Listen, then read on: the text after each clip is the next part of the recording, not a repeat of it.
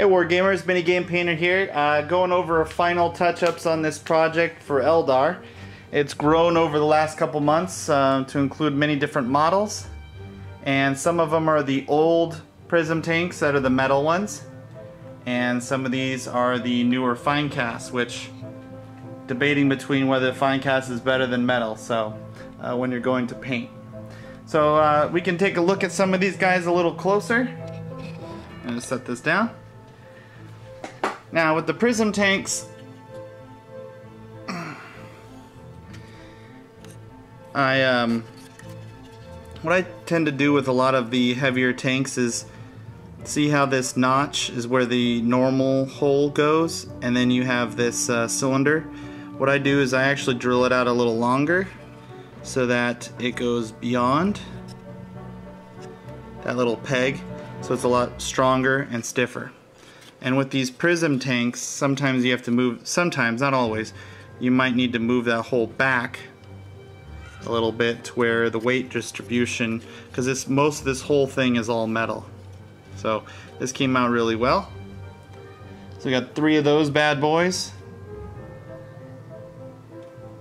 And then we have 3 transports.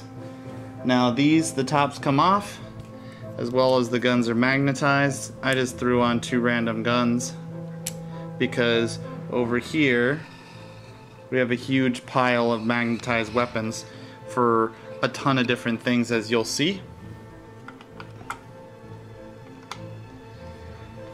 And the War Walkers are also magnetized, and these things are amazing in 7th edition. So good detail. I know the lighting isn't the greatest, but use your imagination. Then we have the Vipers. Now these as well, I actually cut the tip off.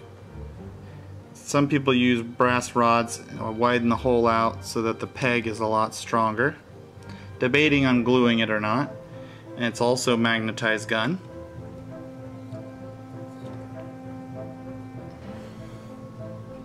And then moving over, then we have the Wraith Lord. He's magnetized on a number of different points, his arms, his guns. And then for fun, I put this, just the hand on.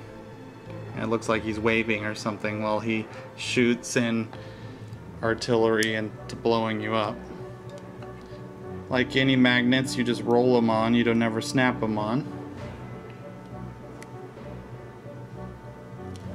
So that guy's really good.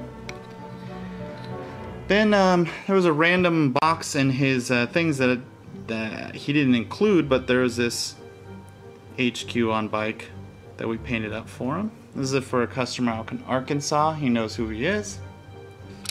Then we have 10 Rangers. Now I know some of the guns are bent and I need to rebend them. That's not a problem.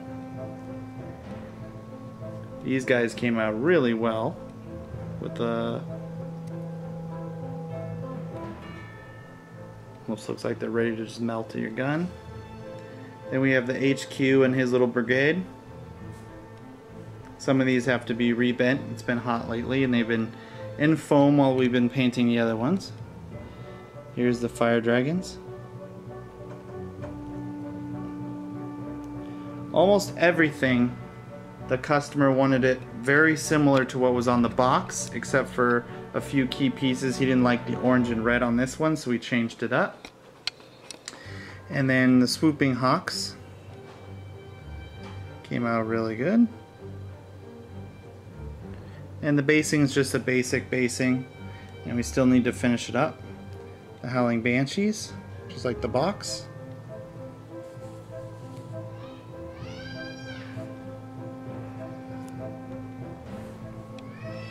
We wanted more of a desert theme for these little guys, so got that. Then we got these guys. Came out with a different color of the gun. Sorry for the baby in the background, my neighbor.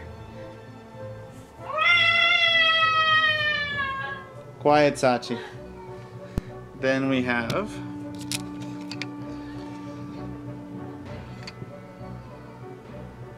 These guys came out really good. There's a base blue and a couple of accents blues. Now the bases are still drying, and we still have a ways to go on that, but I wanted you to show you the detail. And with those come these little platforms that they're also magnetized. So all the magnets work together, and so that's the overall look of the Army. I think it came out really well. I still need to touch up the rims and the bases on that, but that shouldn't be too long at all. And then here's a huge pile of guns with magnets that pretty much match everything, so you can put it on whatever you're looking at playing. And here we go. So, see you next time.